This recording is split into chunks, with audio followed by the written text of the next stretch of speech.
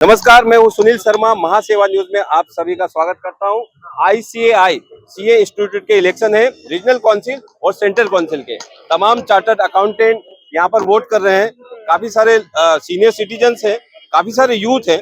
हम लोग बात करेंगे। हमारे सारे चार्टर्ड अकाउंटेंट यूथ भी है, सीनियर सिटीजन भी है, senior most. Sir, CA institute एक इकोनॉमिक ग्रोथ तय करता है देश की।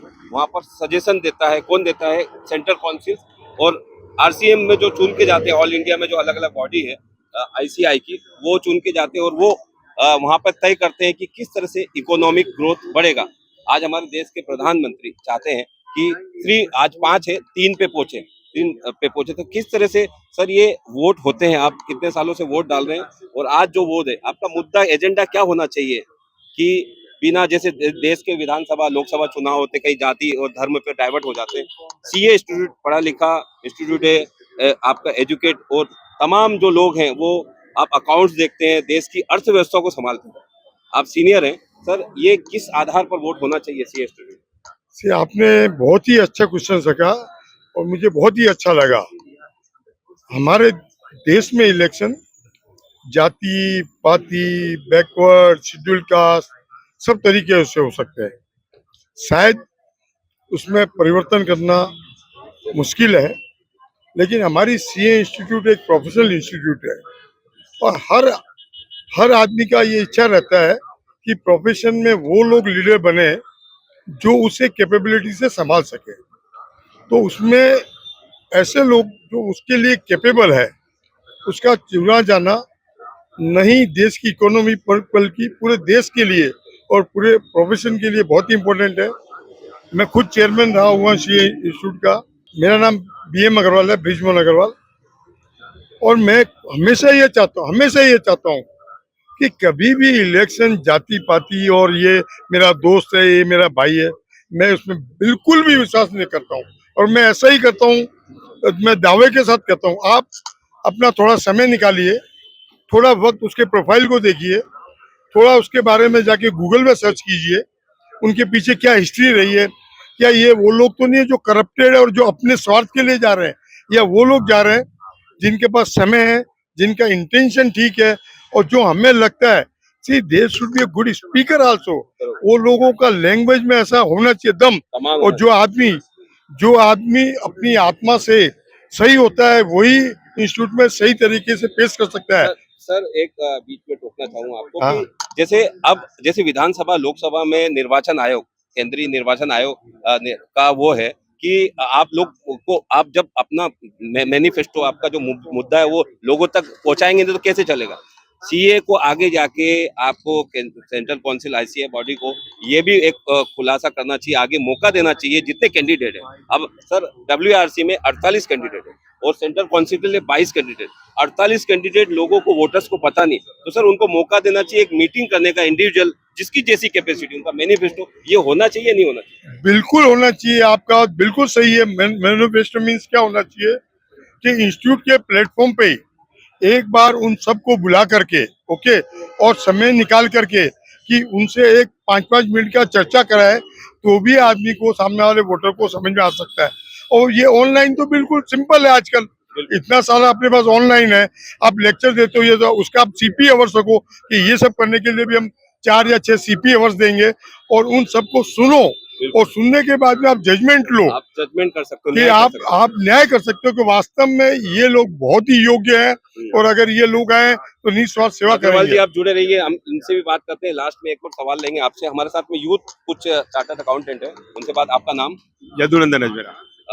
क्या हमने सवाल किया कि जाति पात पे वोट नहीं होना चाहिए और वोट होना चाहिए आपके एजेंडे पे और डेवलपमेंट और विकास पे, क्योंकि ये देश की इकोनॉमिक ग्रोथ का सवाल है। तो सर आज मैं आपको एक बताना चाहूंगा कि आज 1.25 लाख वोटर्स है और अभी तक खाली 20% वोटिंग हुई और वोटिंग करने वही गया है जो किसी के पहचान वाला है, जान पहचान वाला है। बाकी के वोट नहीं करने जा रहे हैं। उसका एक रीजन ये है कि उनको अच्छे से गाइड नहीं किया जा रहा है, इंस्टीट्यूट के द्वारा वोट का इम्पोर्टेंस बताया नहीं जा रहा है। मुझे कहीं ना कहीं ऐसा लगता है। हमारे चेयरमैन सर जिन्होंने अच्छा से बताया, उन्होंने अपने कार्यकाल में काफी आगे लोगों को जुझारू किया है। बट मेरे को कहीं ना कहीं लगता है कि जैसे इन्होंने बताया कि इवेंट अभी हमारे सीए इंस्टीट्यूट में जब जो भी खड़े हुए उनके उन्होंने इवेंट करे हैं, अलग अलग नाम से इवेंट करे हैं, वो ओपनली अपने नाम से इवेंट नहीं कर पा रहे हैं। वो उनको मौका देना चाहिए मैनिफेस्टो का उनको अपने नाम से इवेंट करने का मौका देना चाहिए, उनको चेयर पे आके बैठने के बाद उनको अपनी बात रखने का मौका देना चाहिए, ताकि अच्छे से और अच्छे तरीके से लोग समझ के वोट करें। आज लोग समझ के वोट नहीं कर रहे हैं, ये मेरा भाई है, ये मेरा उसका रिलेटिव है, मेरा दोस्त का दोस्त है, सब ऐसे ही वोट कर रहे हैं। और वोट भी आप देखोगे परसेंटेज 20% है, कोई मतलब उसमें है ना ऐसा रुचि नहीं दिखा रहे वोट देने के लिए।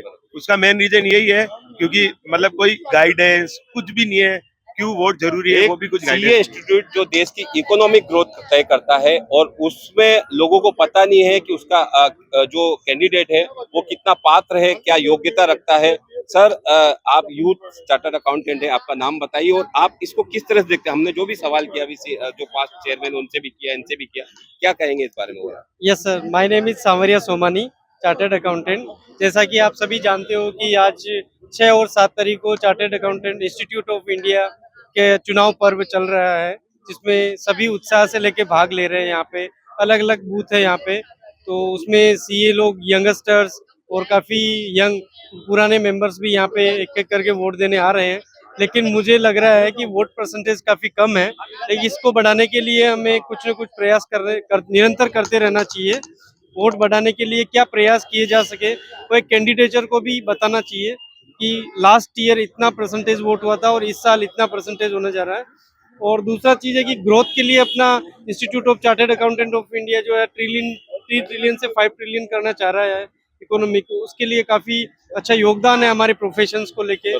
सेंट्रल गवर्नमेंट में भी अच्छे रिप्रेजेंटेटिव जाने चाहिए इसको लेके, जो काफ़ी अच्छा डेप्थ नॉलेज रखते हैं और जो आगे जाके सेंट्रल गवर्नमेंट के अधिकारी को साथ में बैठ के समझा सके और डिसिप्लिनरी एक्शन भी ले सके, ताकि अपनी जो आईसीएआई की जो डिसीजन लेने की रणनीति है उसको अच्छे से अपने लेवल पे, इंस्टीट्यूट के लेवल पे ले सके, ताकि ऐसे नफरा वगैरह आने की जरूरत नहीं रहे कि कोई रेगुलेटरी अपने को इंस्टीट्यूट को आगे रेगुलेट करे, क्योंकि अपने आप में आईसीएआई एक बहुत बड़ी संस्था है जो सेंट्रल गवर्नमेंट उसको रेगुलेटरी करती है और पार्लियामेंट में जो एक्ट पास होते हैं उन्हीं को ये इंस्टीट्यूट अपनाती है। बिल्कुल, पार्लियामेंट में जो एक्ट है उसके तहत आईसीएआई बॉडी गठित हुई है और एक वैधानिक कानूनी संस्था है जो देश की इकोनॉमिक का जो ढांचा है, निर्मला सीतारमन और तमाम मिनिस्टर, फाइनेंस मिनिस्टर के साथ में बैठकर, और अब तो देखेंगे सर कि अब कोऑपरेटिव सहकार क्षेत्र में बड़ा हलचल चल रही है। अमित भाई साहब पहले कैबिनेट मंत्री बने और हर एक स्टेट में कोऑपरेटिव मिनिस्ट्री चालू किया है और कोऑपरेटिव में बहुत उम्मीदें है, स्कोप है। चार्टर्ड अकाउंटेंट, लाखों चार्टर्ड अकाउंटेंट का स्कोप होगा उसमें। अमित भाई के नेतृत्व में जो सुरेश प्रभु जी की सीए सुरेश प्रभु जो मिनिस्टर हैं उनके नेतृत्व में बनाई गई है। पीयूष गोयल जी है, सुरेश प्रभु जी है, ये सब चार्टर्ड अकाउंटेंट है, साथ में सत्ता में भी इनका अहम दमदारी है। तो सर क्या कहेंगे, कोऑपरेटिव सेक्टर जैसा होते हुए भी ये सीए इंस्टीट्यूट को कुछ मापदंड जो अपना बदलना चाहिए, क्योंकि आने वाले जो यूथ सीए हैं वो एकदम स्कोप तो देखते हैं, कारपोरेट देखते हैं, सब चीजें देखते हैं। नहीं, आपकी बात बिल्कुल सही है। कोऑपरेटिव में बहुत ही अच्छे चांस है एम्प्लॉयमेंट के भी और वहाँ पे मैनेजमेंट को गाइड करने के लिए भी। आज क्या होता है, कोऑपरेटिव सेक्टर में उतने लोग पढ़े लिखे नहीं है। अगर सीए इंस्टीट्यूट के अपने लोग वहाँ पे उनकी हेल्प करें, अच्छे लोग जाएं और उनको दिखाया, डायरेक्शन दे, हमारी इंस्टीट्यूट खुद एक डायरेक्शन दे कि यहाँ पे बहुत ही अपॉर्चुनिटी है। तो मैं सोचता हूँ कि आपका कहना बिल्कुल सही है और इसीलिए मैं बार बार कह रहा हूँ कि आप अच्छा नेता चुनो, आप अपना भाई बंद मत चुनो।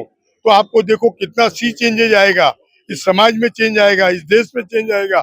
ये हम लोग सिर्फ ये कह करके साथ नहीं हो सकते कि we are partner in the nation building.